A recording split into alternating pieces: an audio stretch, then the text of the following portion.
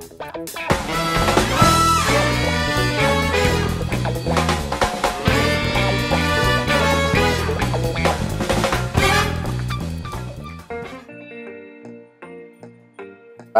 so we're going to do some oxtail today. So I'm browning the oxtail on my 6-quart pot. Got the pan nice and hot, no oil, the water was beating.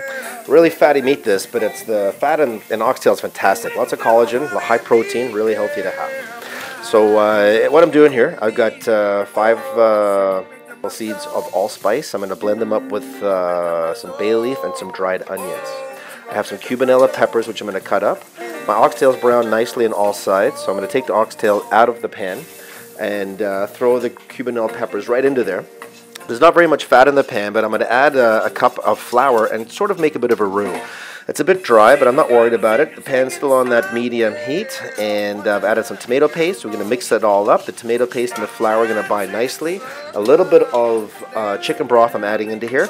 I add a little bit at a time. Don't add it too fast because it'll split. So then I'm adding in the oxtails back into the stew. I'm going to top them with chicken broth. So we're going to let that simmer for a little bit. I'm going to add about 2 cups of water and a huge handful of fresh thyme. This is now on a medium-high heat. I got it bubbling away. Once it starts to bubble away, I'm going to turn it down to a medium-low heat to continue to bubble gently, to simmer, to reduce. I'm preparing our vegetables, so I've got a couple of carrots, which I'm going to slice up with some broccoli, and we're going to get this ready for stack cooking, because we're going to do the oxtail on the bottom, we're going to cook some rice and beans, the broccoli and the carrots on top, and we're going to bake the pineapple cake on the very, very top for stack cooking. So in my steamer basket, I put the carrots, I've loaded up with some broccoli as well. I'm getting my cake batter ready. I'm not going to give the full recipe for the cake here. I'm going to do that in a different video, but you can always pull that up to see how the cake was made.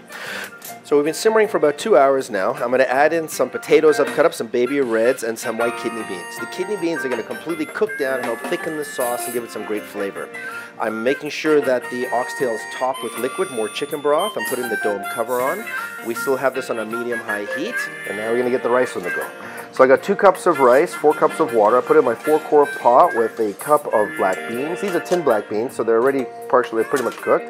On top of the rice basket, I added my broccoli and carrots on a medium heat. At the same time, I've started the cake. Now, by the time the cake is a bit of steam coming out of the vent, which is about 10 minutes, I'm putting the rice and veg on top, the cake on top of that, and we have a stack cooking.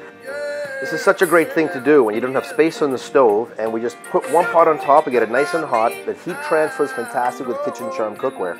So this way we're saving energy, saving time. The bottom pot with the oxtail in it is on a medium-low heat, simmer away gently. So this is about 45 minutes later, we're good to go, right? So now I've taken everything apart. Look at what green the broccoli is, the rice is cooked, the oxtail is reduced nicely, looking nice and thick, the meat's falling off the bone, and that's the way it should be.